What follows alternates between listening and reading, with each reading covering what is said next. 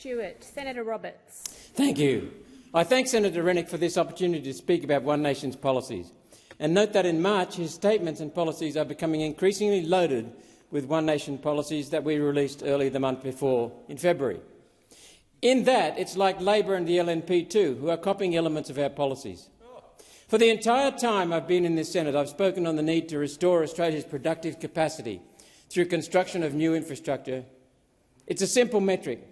The living standard of each Australian is expressed as our gross domestic product divided by population.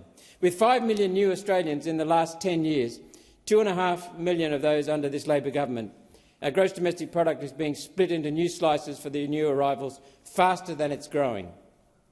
As a result, the standard of living of individual Australians is going backwards, falling 8% since Labor took over.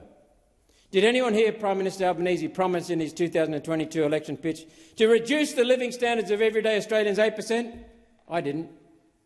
The answer is clearly and certainly to reduce immigration, although the government must embrace the other side of that equation as well, building new infrastructure to grow our productive capacity.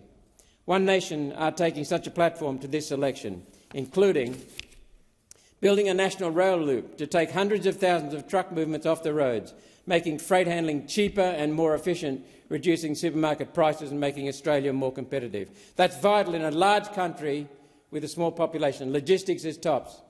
A new northern rail crossing from Port Hedland to Moranbah and the Port of Gladstone in Queensland to open the East Pilbara and the North West Minerals Province in Queensland to the international market, facilitating exports of hundreds of billions of dollars and tens or hundreds of thousands of breadwinner jobs. A multifunction corridor to take water, power and internet along the new Northern Crossing Railway to bring town services to more than 100 remote communities across the top end. Hells Gate Dam in far north Queensland to provide flood mitigation, water security and hydropower. The Urana Water Project and pipeline, amongst others. What's the source of these funds? $90 billion in cutting waste and duplication. Itemised, see our website, fully costed. Each year, put $40 billion of that back into people's pockets. Couples with child income splitting, for example, will save almost $10,000 a year. Fully costed. Each year, invest $20 billion in infrastructure to increase productive capacity, to increase our children's wages. Each year, pay down record debt, $30 billion, to reduce interest, which is estimated to become $50 billion the year after next, per year.